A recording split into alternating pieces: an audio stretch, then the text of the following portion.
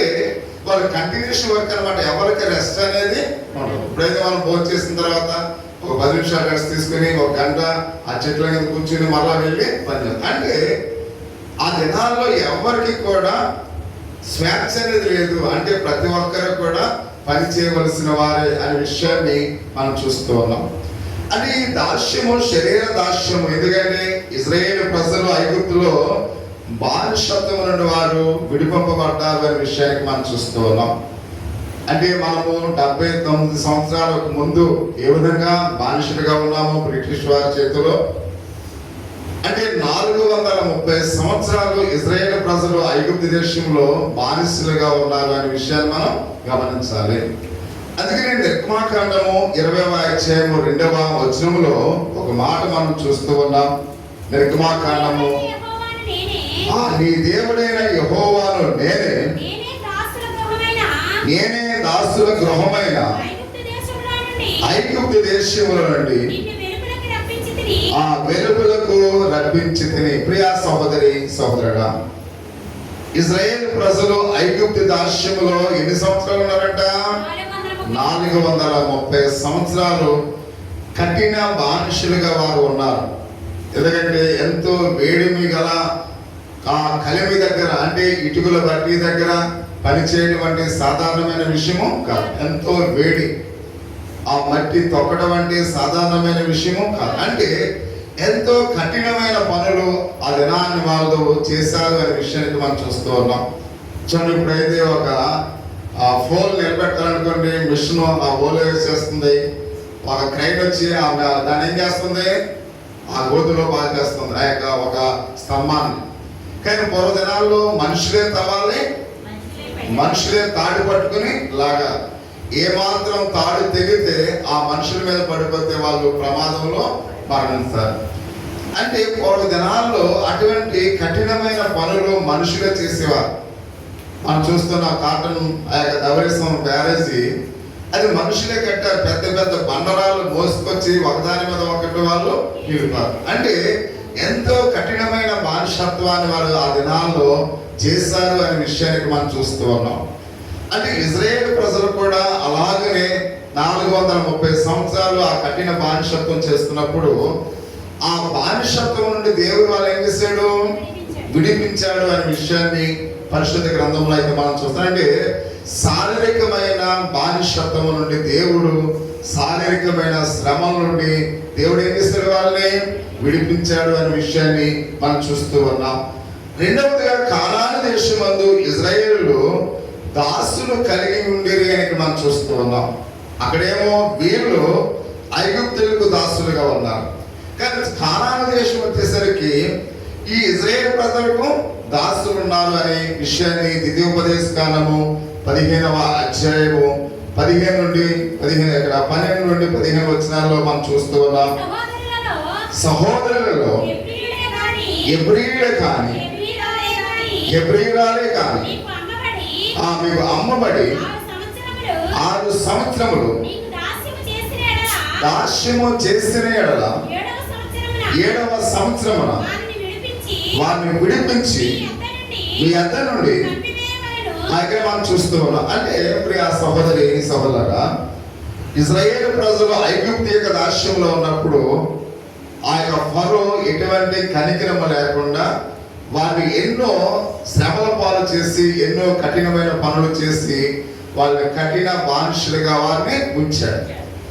కానీ ఇక్కడ దేవుని యొక్క ప్రజలైన ఇజ్రాయేల్ ప్రజలకు ఎవరైతే ఇక్కడ బానిసలుగా ఉన్నారో, సేవకులుగా ఉన్నారో, కాబట్టి దేవుడు ఏమంటున్నాడు? మిమ్మల్ని 430 సంవత్సరాలు ఎంతో కఠినమైన బానిసలుగా మిమ్మల్ని చేశారు. కానీ మీ దగ్గర పనిచేసే వారిని మాత్రం మీరు అలాగూ ఉంచకూడదు. వారు ఇన్ని నెలలు మాత్రమే వాళ్ళు పనిచేయాలి. ఆ నెలలు అయిపోయిన తర్వాత వాళ్ళని మీరు విడిపించాలి. అంటే ఇక్కడ బానిసలను కొనేవారు అనే విషయాన్ని మనం చూస్తూ ఉన్నాం. చూడండి, మనం గమనించినట్లయితే పూర్వ దినాల్లో బ్రిటిష్ వాళ్ళు మన దేశంలో ఉన్నప్పుడు భారతీయులు ఆ లైన్లో నిల్చుంటే ఈ 10 మందిని మా ఇంటికి పంపించండి, వీళ్ళకి డబ్బులు ఇస్తున్నాం. ఆ 10 మందికి డబ్బులు ఇచ్చేసి ఆ 10 మందిని వాళ్ళు కొనుక్కుని వెళ్ళిపోయేవారు. అంటే కొనుక్కొని వెళ్ళిపోయిన తర్వాత ఆ 10 మంది కూడా అతనికి బానిసలుగా ఉండేవారు. ఇప్పుడు కోయట్లో కొన్ని స్థలాల్లో కొన్ని గృహాల్లో మనం చూస్తూ ఉంటాం. ఆ ఇంటి యజమానులు ఎక్కడికైనా వెళితే బయట తాళం వేసి వెళ్ళిపోతారండి. అని ఇంకా బయటకు వచ్చే అవకాశం అన్ని గృహాల్లో కాదు, కొన్ని గృహాల్లో ఏం చేస్తుంటారంటే ఆ ఇంటి యజమానులు ఎక్కడికైనా బయటకు వెళ్ళాలనుకోండి, ఆ బయట లాక్ చేసుకుని వెళ్ళిపోతారు. ఇంకా బయటికి రావడానికి అవకాశం అనేది ఉండదు. ప్రియా సహోదరి సహోదరు, అంటే ఇటువంటి బానిసత్వపు బ్రతుకుల దినాన్ని అనేకమైనవి ఉండేవి. కాబట్టి ఇజ్రాయేల్ ప్రజలు ఇటువంటి కఠినమైన బానిసత్వాన్ని వాళ్ళు కలిగి ఉన్నారు కనుక, జీవించారు కనుక, అయితే మనం చూస్తూ ఉన్నాం ప్రియా సహోదరి సహోదరుడా. కాబట్టి అందుకని మీరు మాత్రము మీకు ఎవరైతే సేవకులుగా ఉన్నారో వారిని ఆ విధంగా ఇబ్బంది పెట్టకండి. వాళ్ళని ఆ విధంగా కంటిన్యూషన్గా కొన్ని వందల సంవత్సరాలు మీ దగ్గర వాళ్ళని పెట్టుకోకండి. వాళ్ళని మీరు ఏం చేయాలి? విడిపించాలి. ఎన్ని నెలల మీ దగ్గర పనిచేయాలి? 6 సంవత్సరాలు మాత్రమే మీ దగ్గర పనిచేయాలి. వాళ్ళ తర్వాత వాళ్ళందరినీ కూడా ఫ్రీగా వాళ్ళని విడిచిపెట్టాలి. అంటే ప్రతి ఒక్కరం కూడా అంటే మన యొక్క బానిసలను కూడా మనం ప్రేమించాలి, మన సేవకులను కూడా మనము గౌరవించాలి, మన సేవకులను కూడా మనము ప్రేమించాలని ఒక ప్రేమని ఇలా తండ్రి అయిన దేవుడు ఇజ్రాయేల్ ప్రజలకు వాగ్దానం చేసినట్లుగా మనం చూస్తూ ఉన్నాం. అంటే క్రైస్తవులు శారీరక దాస్యమును చేసేవారిని అనగా తమ పనివారిని గద్దించి బెదిరింపగా దానికి వాళ్ళ యొక్క హృదయాల్ని మార్పు చెందినట్లుగా నీతినే వారికి బోధించాలి. చాలా మంది దగ్గర అధికారులు ఒకవేళ పని చేయకపోతే వాళ్ళు కొట్టేవారు. కొన్ని దినాల్లో మేము కూడా చూసేవారు. మా చిన్న వయసులో కొంతమంది పాలేరులు ఒకవేళ పాలేరు వెళ్ళకపోతే చిట్టి ఆ నెల తీసుకురా, వాడు రాలేదురా నెల తీసుకురా అని ఏం చేసేవారు? కొట్టుకుంటానే తీసుకెళ్ళి. అంటే ఒకరోజు పాలేరు పనికి వెళ్ళకపోతే వాళ్ళని ఏం చేసేవారు? కొట్టేవారు. ప్రియా సహోదరి సహోదరుడా, కన్న తండ్రి కన్న తల్లి ఎదురుగా ఉన్న వాళ్ళు ఏమాత్రం కూడా ఏంటి మా అబ్బాయిని పడుతున్నామంటే అడిగే వాళ్ళు ఎవరు కూడా ఉండేవారు కాదు. అంటే మనం చూస్తూ ఉన్నాం. అంటే యజమానులైన వారు తమ పని వారిని చిత్రహింసలు పెట్టేవారు పూర్వదినాల్లో. అంటే మనకు స్వాతంత్రత లేని సమయాల్లో. అంటే ఇక్కడ మనం చూస్తూ ఉన్నాం. కానీ ఒక క్రైస్తవ యజమానులు ఎలా ఉండాలి? ఒక క్రైస్తవ యజమానులు ఎలా ఉండాలి? వాళ్ళని బెదిరించకూడదు, వాళ్ళని గద్దించకూడదు, వాళ్ళ నీతిని బోధించి వారు సరైన మార్గముల వారిని నడిపించాలని ప్రభు సెలవించినట్లుగా మనం చూస్తూ ఉన్నాం. ఎఫెసీ పత్రిక 6వ అధ్యాయము 5వ వచనం నుండి కొన్ని వచనాలు మనం చదువుతున్నప్పుడు, కాబట్టి వారి హృదయంలో మార్పు చెందినట్లు నీతి బోధనలు వారికి చేయాలని మనం చూస్తున్నాం. చదువు. దాసులారా యథార్థమైన హృదయం గలవారై భయముతోను వణుకుతోను క్రీస్తునకు వలె మీ యజమానురాలైన వారికి విధేయులై. అంటే మొదటగా పనివారు ఎలా ఉండాలో అపోస్తలుడైన పౌలు సెలవిస్తూ ఉన్నాడు. కాబట్టి నువ్వు ఎక్కడైతే పని చేస్తూ ఉన్నావో నీ పై అధికారికి నువ్వు లోబడి ఉండాలి. అంటే మనం ఎక్కడైతే పని చేస్తూ ఉన్నామో మన యజమానులకు మనం ఎలా ఉండాలి? లోబడి ఉండాలి. అలా ఉండడానికి కావాలని ఇష్టపడుతున్నారా అమ్మా? ఇప్పుడేమో పనివారేమో యజమానుల వలె, యజమానులు పనివాళ్ళ వలె ఉంటున్నారు. అంటే మన పై అధికారికి మనం తప్పక లోపడాలి.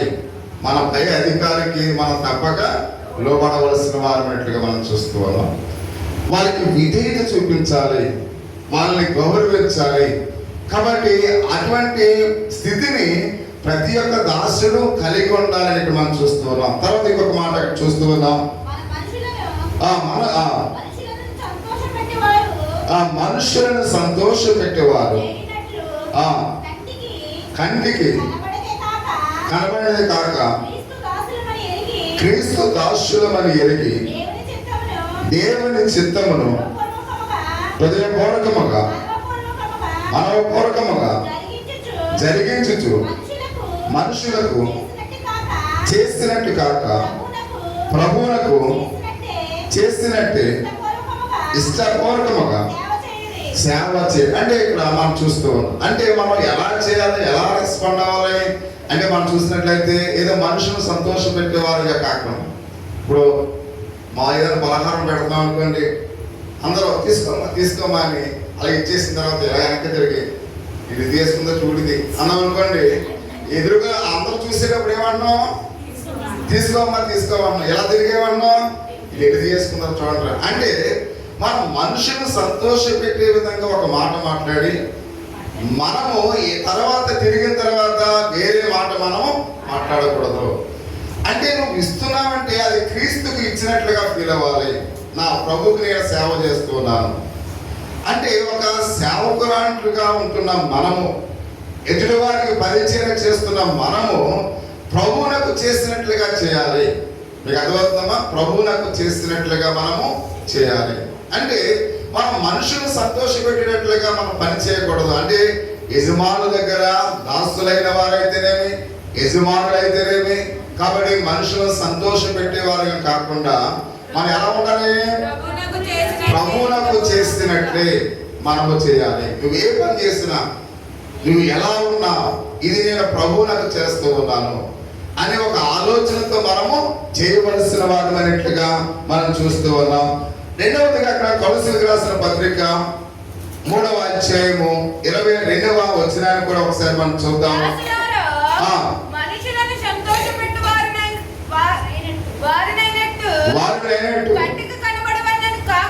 కంటికి కనబడవలని కాక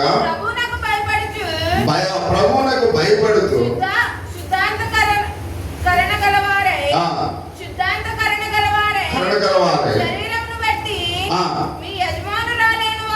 మీ యజమానులైన వారికి అన్ని విషయంలో ఇదే అంటే ప్రియ సహోదరి సహోదరు, ప్రతి విషయంలో కూడా మన అధికారులకు మనము లోబడవలసిన వారమై ఉన్నాం. మన పెద్దవారికి మనము గౌరవించవలసిన, అంటే ప్రతి విషయంలో కూడా మనుషులను సంతోష పెట్టే వారంగా ఎప్పుడు కూడా మనము ఉండకూడదు. అక్కడ 4వ అధ్యాయం 1వ వచనంలో కూడా కొలస్సీలకు యజమానులారా పరలోకంలో మీకును యజమాని ఉన్నాడని ఎరిగి న్యాయమైనది.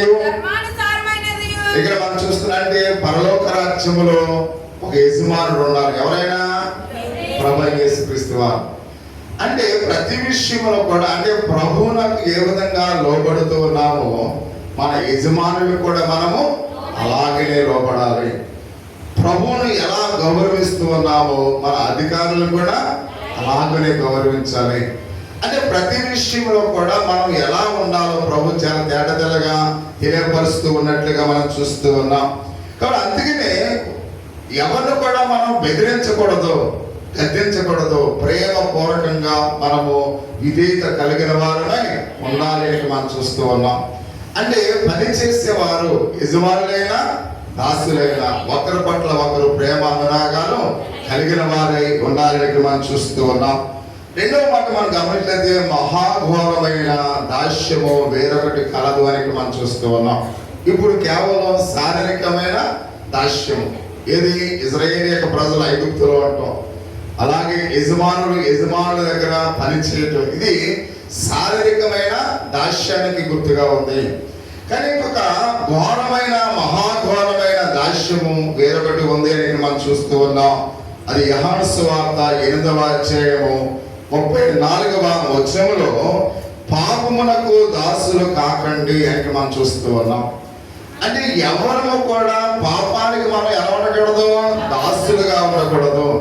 ఈ లోకంలో అనేక మంది పాపమునకు దాసులైపోయినట్లుగా మనం చూస్తూ ఉన్నాం. అంటే మన మీద ఎవరు యజమాని ఉన్నారు, పాపము యజమాని ఉంది. పాపములకు మనం దాసులు అయి ఉన్నాం. అంటే దాసులు యజమానులు అనే భావాన్ని మనం చూస్తున్నాం. అంటే దాని అర్థం ఏంటంటే యజమాని ఏది చెబితే అది దాసుడు చేస్తాడు. అంటే దాసుడి స్థానంలో ఎవరున్నాం, మనం ఉన్నాం. యజమాని స్థానంలో ఎవరున్నాను, పాపం ఉంది.